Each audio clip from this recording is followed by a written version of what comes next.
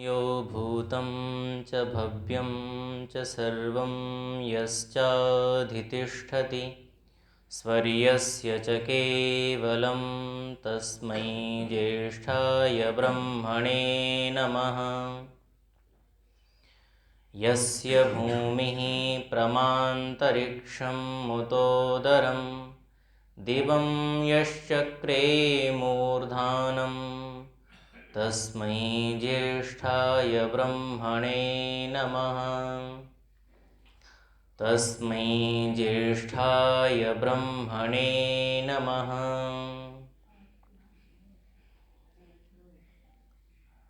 संपूर्ण कार्यक्रम का संयोजन कर रही इस आर्य समाज की आदरणीय प्रधान आचार्य श्रद्धेया गायत्री जी। अच्छा। और अभी मेरा जिन्होंने ये मंत्र से अंकित पटका मुझे पहनाया, ऐसी हमारी प्रधान जी, और इस सभागार में उपस्थित सभी भद्र पुरुषों, पूजा और सत्कार करने के योग्य वंदनीय मातृशक्ति, मेरे सामने समक्ष सभी बैठे हुए पवित्र विद्यार्थियों, और अभी हमने जिन दो महानुभावों के भावपूर्ण भजनों को सुना, उनकी भावनाओं को उन भजनों के माध्यम से हमने सुना, मुझे भी कुछ कहने के लिए निर्देश हुआ, तो उसी निर्देश के अनुपालन में अपनी बात जो है आपसे कुछ कहना चाहूँगा। अभी हम सब ने मिल कर के बहुत ही भक्तिभाव से यज्ञ संपन्न किया, यज्ञ पूर्ण किया। हम थोड़ा सा चिंतन करें कि आखिरकार ये जो प्रति सप्ताह प्रति रविवार हम सब ये सत्संग करते हैं, आखिरकार ऐसा क्या है कि हम प्रति सप्ताह प्रति रविवार ये करते हैं, तो इसके पीछे उद्देश्य क्या है? क्योंकि बिना उद्देश्य के कोई भी यदि कार्य किया जाता है तो मैं समझता हूँ उसमें कोई बुद्धिमत्ता नहीं है, कोई समझदारी नहीं है। संस्कृत में तो एक पंक्ति कही जाती है कि उद्देश्यम अनुद्देश्य मंदोपि न प्रवर्तते, यानी कोई मूर्ख व्यक्ति हो और वो भी अपने उद्देश्य को सामने करके कोई भी काम नहीं करता है। तो हम तो इतने सब समझदार लोग हैं और बड़े ही प्रबुद्ध हैं, और हम प्रति सप्ताह ये सत्संग का कार्यक्रम करते हैं, तो ऐसा क्यों करते हैं? मैंने कई जगह पर सुना है चिंतकों से, मनीषियों से, कि हम ये सत्संग जो करते हैं, बार बार सत्संग करते हैं, श्रोता लगभग वही होते हैं, वक्ता कभी कभी बदलते भी हैं, नहीं तो वक्ता वही होते हैं, लेकिन पुनरपि हम जो चर्चाएं करते हैं, जिन सिद्धांतों की चर्चाएं करते हैं, जो वार्तालाप करते हैं, जो वाग व्यवहार करते हैं, उसके पीछे उद्देश्य एक ही है कि कहीं ना कहीं कोई ऐसी बात उस सत्संग में आ जाए जो मनुष्यों के जीवन के निर्माण की वो बात हो, मनुष्यों के जीवन को एक अच्छे रास्ते पर ले जाने की बात हो। तो हम सबकी ये धारणा है कि जरूर कोई न कोई ऐसी बात, कोई न कोई ऐसा विचार हमें सत्संग में पता नहीं कब किस पल मिल जाए, जिससे हमारा जीवन बदल जाए। जहाँ हमारा जीवन एक गलत रास्ते पर जा रहा हो, उस गलत रास्ते से सही रास्ते की तरफ चल जाए हमारा जीवन। तो ये सब हम जो है हम सब का ये उद्देश्य है, और इसी उद्देश्य को हम अपने मस्तिष्क में, अपने मानस में बना करके ये सत्संग की जो धारा है, गंगा है, इसमें हम सब लोग आते हैं और सुनते हैं। बंधुओं, जैसे आप ये यज्ञ करते हैं, ऐसा ही यज्ञ संसार में प्रतिपल हो रहा है, और आप देखेंगे उस यज्ञ को किस किस रूप में आप देख सकते हैं, ये अपनी मानसिक प्रवृत्ति के अनुसार आप उसको सोच सकते हैं। लेकिन मैं उन महर्षियों को बड़ा धन्यवाद देता हूँ, आभार प्रकट करता हूँ उनका, जिन्होंने इसका नाम यज्ञ रखा। इसका कुछ और भी तो नाम रख सकते थे, लेकिन जो एक संस्कृत निष्ठ, संस्कृत युक्त जो नाम रखा वो यज्ञ रखा। और यज्ञ शब्द आप सब लोगों ने किसी न किसी के मुखारबिंद से ये बात सुनी होगी कि यज्ञ शब्द का जो अर्थ है, यज्ञ शब्द की जो व्युत्पत्ति है, यज्ञ शब्द का जो निर्माण है, वो महर्षि पाणिनि की एक जो धातु है, उन्होंने एक ग्रंथ लिखा धातु पाठ। धातु पाठ में एक धातु लिखी, यज देव पूजा संगतिकरण दानेशु, यानी यज्ञ के अंदर उन 3 चीज़ों का समावेश किया। उन्होंने 3 अर्थों को समाहित किया कि आप यज्ञ कर रहे हैं तो आप देव पूजा कर रहे हैं, आप यज्ञ कर रहे हैं तो आप संगतिकरण कर रहे हैं, आप यज्ञ कर रहे हैं तो दान कर रहे हैं। ये 3 चीज़ों का समाहित करना, 3 चीज़ों को उसमें समाहार करना, ये एक बहुत बड़े किसी न किसी विचार को अपने गर्भ में दबाए हुए बात है। वास्तविकता में जब आप देखेंगे कि देव पूजा कैसे कर रहे हैं, तो आप देखते हैं भौतिक आप अग्नि जलाते हैं और भौतिक अग्नि में आप मंत्रों के साथ आहुतियां प्रदान करते हैं, वेद मंत्रों का गान करते हैं और वेद मंत्र बोलते हुए आप कोई न कोई आहुति प्रदान कर रहे होते हैं उसमें, और आप उसमें प्रार्थनाएं ही करते हैं, क्योंकि वेदों के मंत्र जो हैं उन सभी मंत्रों में क्या है, प्रार्थनाएं हैं। उन प्रार्थनाओं के माध्यम से आप देव पूजा कर रहे हैं, देवताओं का, क्योंकि प्रत्येक मंत्र का कोई न कोई देवता है। आप उस देवता का आह्वान कर रहे हैं, देवता का स्मरण कर रहे हैं और उसको आहुति प्रदान कर रहे हैं, आप देव पूजा कर रहे हैं। दूसरा शब्द उसमें जो एक अर्थ समाहित किया, संगतिकरण। ये संगतिकरण, ये वैसे तीनों ही शब्द जो हैं बहुत विस्तृत व्याख्या की अपेक्षा रखते हैं, लेकिन आज मैं थोड़ी सी बात करना चाहूँगा संगतिकरण की। वो इसलिए कि संगतिकरण एक ऐसी चीज है जिसके कारण ये सारा का सारा संसार चल रहा है। इस संसार में जो भी पदार्थ हैं, जब वो पदार्थ आपस में मिलते हैं तो सृष्टि की रचना होती है, और जब वो पदार्थ सब आपस में बिखर जाते हैं, एक दूसरे से बिखर जाते हैं, अलग हो जाते हैं, तो समझ लीजिए इस सृष्टि का क्या हो जाता है, संहार हो जाता है, प्रलय हो जाता है, नाश हो जाता है। तो जब इस संसार में जब पदार्थों का संगतिकरण हो रहा है, अच्छा संगति कहते किसको है? संगति कहते हैं सम्यक गति, यानी जो अच्छी गति हो। ये अच्छी गति क्या है? यानी हम अगर रास्ते में चल रहे हैं और हमारे दोनों पैरों की अगर सही गति है तो हमारी चाल सही होगी, अगर एक पैर गड़बड़ हो जाए तो हमारी चाल गड़बड़ हो जाएगी। हमारी आंखें एक निरंतर किसी वस्तु को देख रही हैं, दृश्यों को देख रही हैं, उनमें से जब दोनों आंखें एक साम्य अवस्था के साथ चल रही हैं, देख रही हैं, तो वो दृष्टि जो है वो सही है। अगर एक आंख उसमें से थोड़ी बहुत गड़बड़ हो जाए तो दृष्टि क्या हो जाती है? गड़बड़ हो जाती है। ठीक ऐसे ही हम सबकी जो गति है, अगर वो सही गति है तो हम जरूर निश्चित एक सही उद्देश्य की तरफ बढ़ रहे हैं और उस उद्देश्य को प्राप्त कर सकते हैं।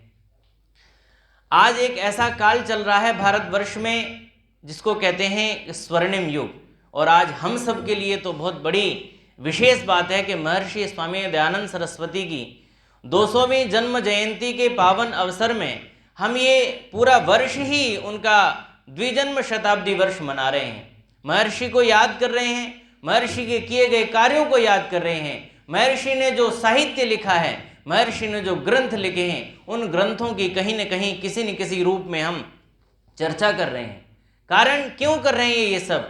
क्योंकि हम महर्षि को इसलिए यह स्मरण कर रहे हैं कि महर्षि स्वामी दयानंद सरस्वती जी ने इस भारत को बनाने में बहुत बड़ा योगदान दिया है।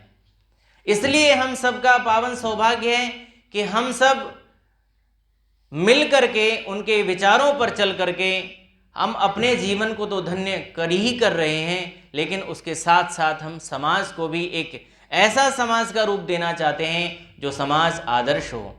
आपने सुना होगा कि सारी की सारी दुनिया में बहुत सारी संस्कृतियों ने जन्म लिया, बहुत सारी संस्कृतियां उत्पन्न हुई, बहुत सारे देशों की संस्कृतियां बनी, और उन्होंने अपनी यौवनावस्था को भी पाया, और यौवनावस्था को पाकर के अपने चरमोत्कर्ष को भी पाया। यानी उनका नाम सारी दुनिया में हो गया, उनकी यश कीर्ति सारी दुनिया में हो गई। लेकिन आप देखेंगे कि कुछ कालखंड के बाद वो सारी संस्कृतियां कहीं न कहीं विलुप्त हो गईं। लेकिन पूरी दुनिया में, सारे संसार में केवल मात्र एक ऐसी संस्कृति है, जो संस्कृति न केवल पैदा हुई, न केवल उसने अपनी यौवनावस्था पाई, अपितु अपने चरमोत्कर्ष को प्राप्त करके उसने अपना संपूर्ण आधिपत्य स्थापित कर दिया दुनिया में। वो है भारतीय संस्कृति। भारतीय संस्कृति में ऐसी क्या विशेषता है कि जिसने संपूर्ण आधिपत्य सारी दुनिया पर स्थापित कर दिया? क्योंकि ये वो संस्कृति है जिस संस्कृति में ऋषियों ने, मुनियों ने जन्म लिया और अपने जीवन से इस संस्कृति को बनाया है। यहाँ पर देवताओं की संस्कृति है, यहाँ पर ऋषियों की संस्कृति है, मुनियों की, महर्षियों की संस्कृति है। हम सब, मैं इन बातों को क्यों कह रहा हूँ? मैं संगतिकरण की तरफ आपका ध्यान आकर्षित करना चाह रहा हूँ कि हमारे देश में ऐसी परंपराएं हैं, ऐसी संस्कृति है, ऐसी सभ्यताएं हैं जहाँ कहीं न कहीं हम आपस में मिल रहे हैं। जब हम मिल रहे हैं तब हम कोई न कोई कार्य कर पा रहे हैं, और जैसे ही हम बिखरते हैं हम कोई भी कार्य नहीं कर पा रहे हैं। ये संगतिकरण बहुत आवश्यक है।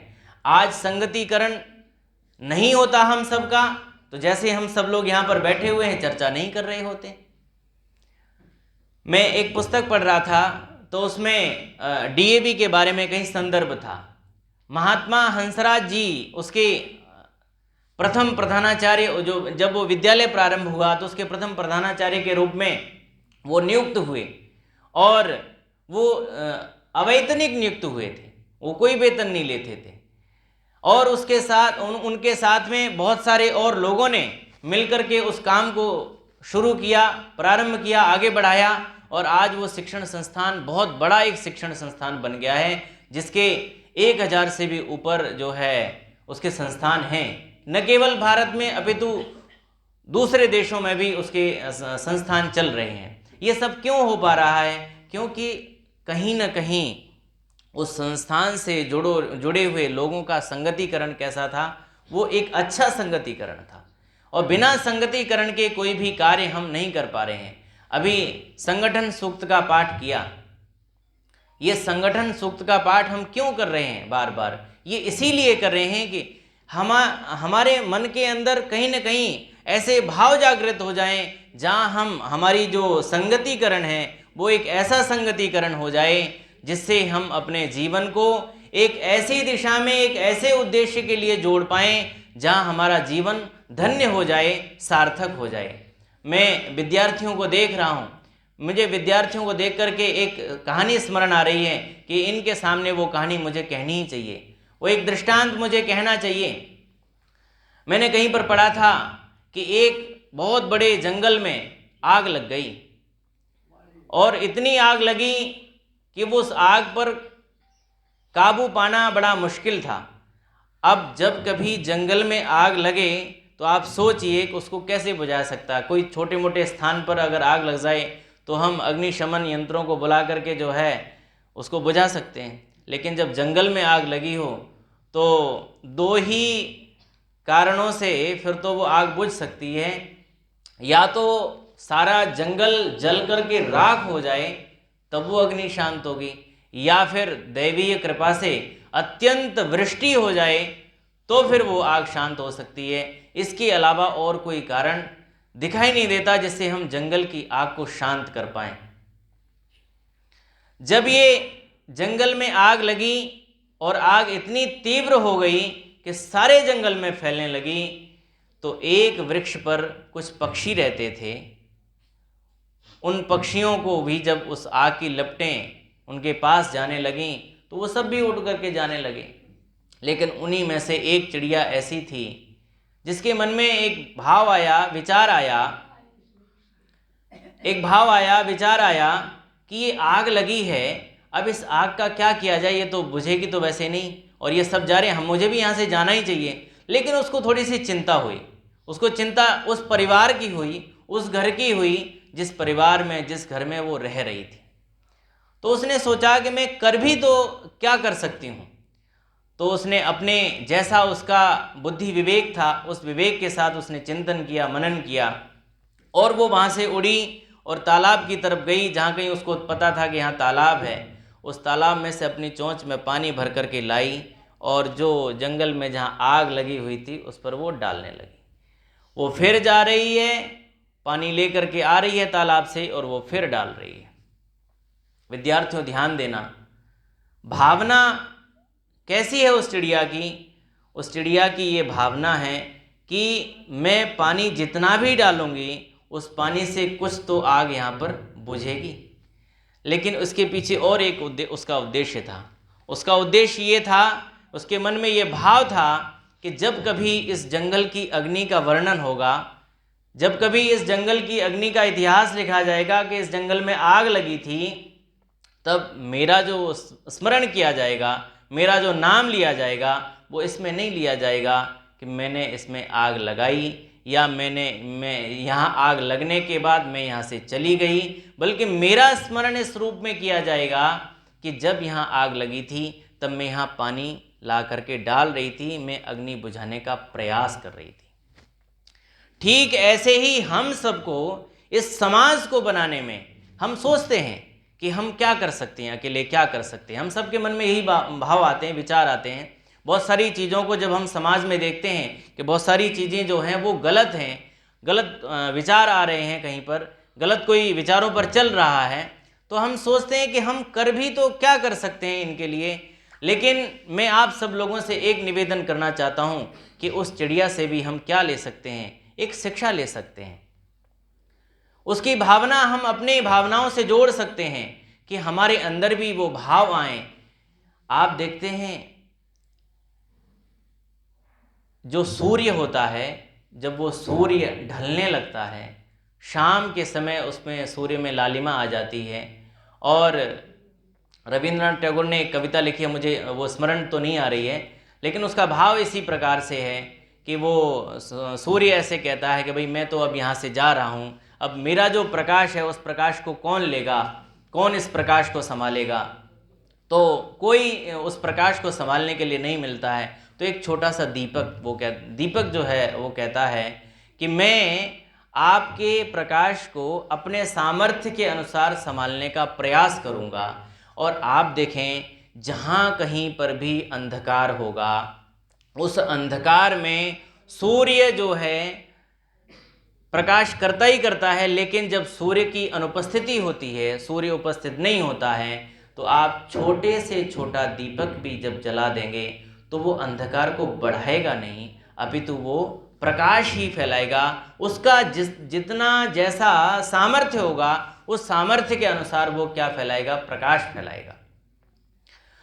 आप एक दीपक की भांति, जैसा एक दीपक का सामर्थ्य है, उस दीपक की भांति अगर हम अच्छे कार्यों में, यानी जहाँ दीपक बहुत सारे जल रहे हों, उन दीपकों के साथ उस दीपकों की पंक्ति में अपने आप को जो है संयोजित कर देंगे, तो हम प्रकाश को बढ़ाने वालों में आएंगे, न कि अंधकार को फैलाने वालों में।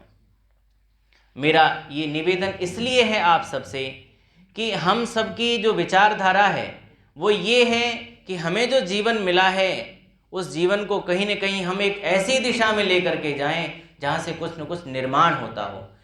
अगर केवल हम अपने जीवन को जी करके इस दुनिया से चले गए और हमने कोई भी अच्छा कार्य नहीं किया, तो फिर मनुष्य जीवन लेने का कोई औचित्य नहीं होता है।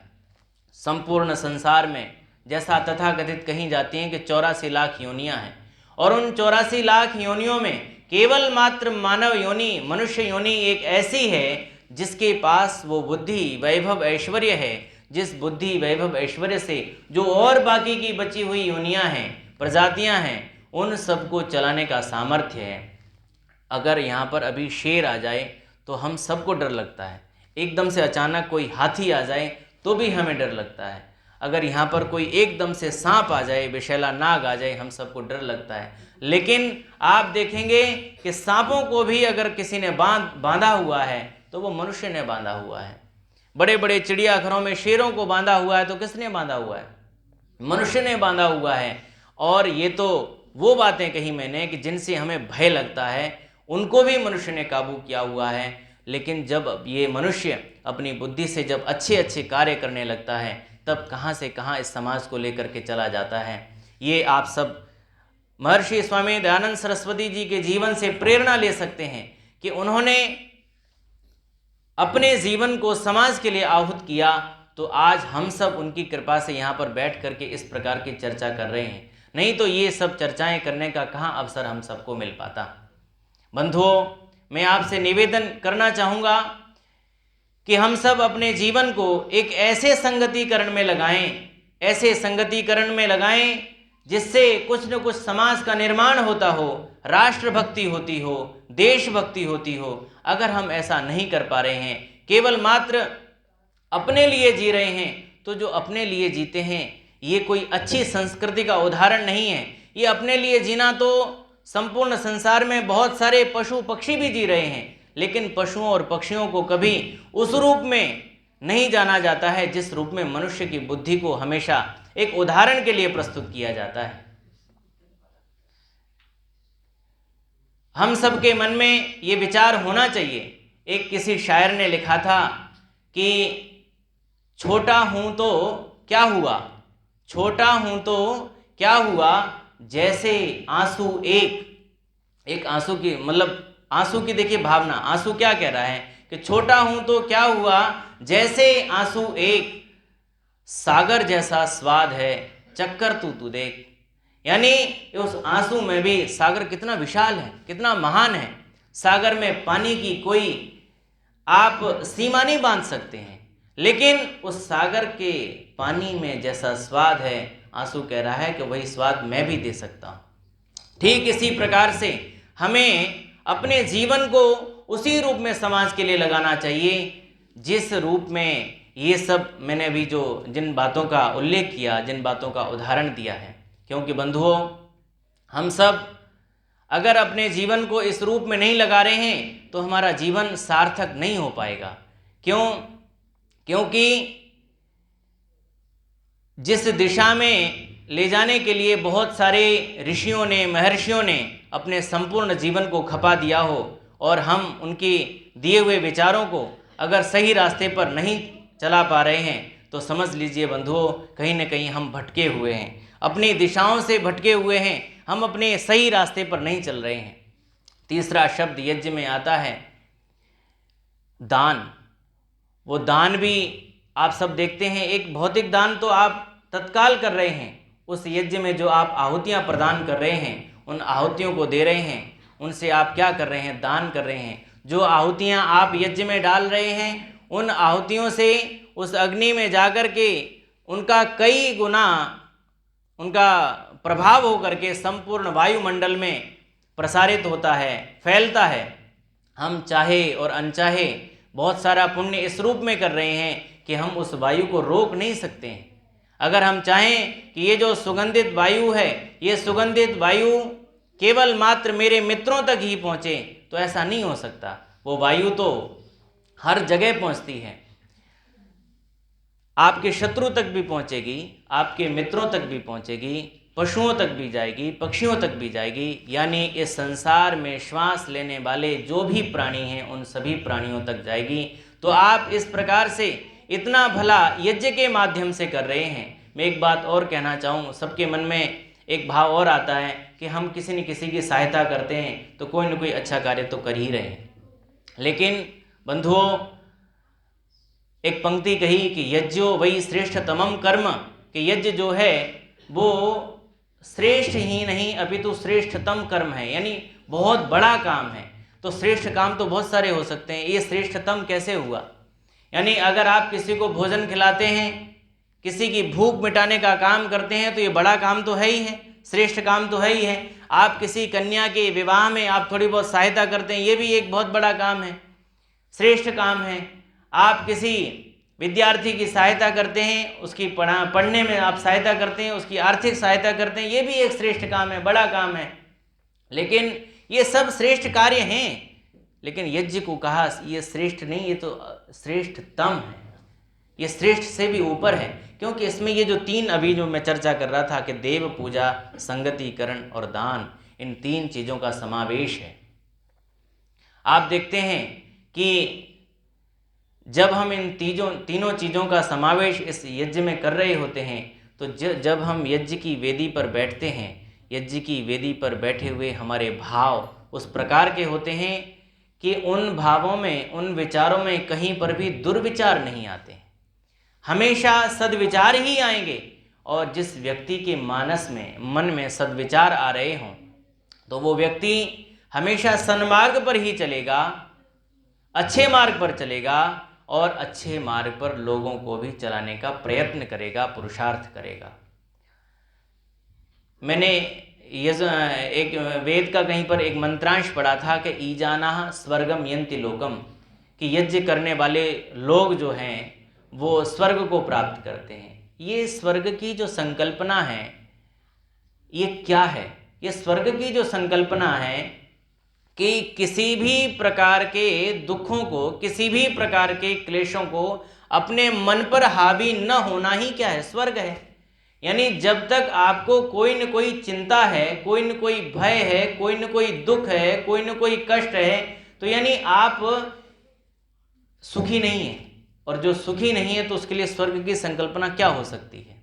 लेकिन जब हम इस प्रकार के कार्यों को करते हैं, हमारे मन में इस प्रकार के सकारात्मक विचार आते हैं, उन सकारात्मक विचारों के साथ ही हम अपने मन को ऐसा बना लेते हैं कि हम अच्छे कार्यों में लग जाते हैं। और जब हम अच्छे कार्यों में लग जाते हैं तो फिर हमें किसी भी प्रकार का भय नहीं रहता है। और जहाँ भय नहीं रहता है, स्वर्ग की संकल्पना वहीं से प्रारंभ हो जाती है। एक बात का और उल्लेख करके मैं अपने व्याख्यान को समाप्त करूंगा। जिस बात की मैंने अभी चर्चा की कि हमें भय नहीं रहेगा, शोक नहीं रहेगा, कोई सैनिक जब अपने घर आता है और घर आकर के अपने घर में घर वालों से मिलता है, और मिलने के बाद यदि उसको तत्काल कहीं अपने वहीं सेना से उसको संदेश आ जाए, मैसेज आ जाए कि आपको तुरंत तत्काल आना है, अभी अभी वो घर पर आया ही था और एकदम से आते ही उसको फिर से संदेश मिला कि उसको फिर सीमा पर जाना है, लड़ाई छिड़ी हुई है, युद्ध छिड़ा हुआ है, उसको जाना है। हालांकि उसका मन नहीं है तत्काल, क्योंकि वो वहीं से आया था, अभी आए हुए कुछ ही काल हुआ था कि उसको संदेश मिला और उसको वापस जाना ही पड़ेगा। मन नहीं है, लेकिन उसने मजबूती से मन बनाया। उसके परिवार वालों का भी मन नहीं है कि ये अभी अभी आया था और ये फिर से युद्ध के लिए जा रहा है, लेकिन एक व्यवस्था है और उस व्यवस्था के तहत जाने की उसकी भूमिका है तो जाना पड़ेगा। घर वालों ने भी अपना रोते हुए दुखी मन से उसको विदा कर दिया, भेज दिया। उसका भी मन नहीं था जाने का, वो भी दुखी मन से जा रहा है। लेकिन बंधुओं, जब वो सीमा पर पहुंच गया है, देखता है तो इधर से भी गोली आ रही है, इधर से भी आ रही है, सब तरफ से गोलियों की आवाज़ आ रही है, और आवाज़ क्या आ रही है, उस पर ही गोलियां आ रही हैं। उस समय वो विचार करता है कि अब जो है अगर गोली लगेगी तो मृत्यु तो निश्चित है। तब उसके मन में एक विचार आता है कि अब यहाँ पर मैं अकेला नहीं हूँ, यहाँ पर मेरे साथ बहुत सारे सैनिक हैं, बहुत सारे मेरे ही जैसे सैनिक हैं, और जो मेरे साथ लड़ रहे हैं, युद्ध लड़ रहे हैं, और उद्देश्य है जीतना।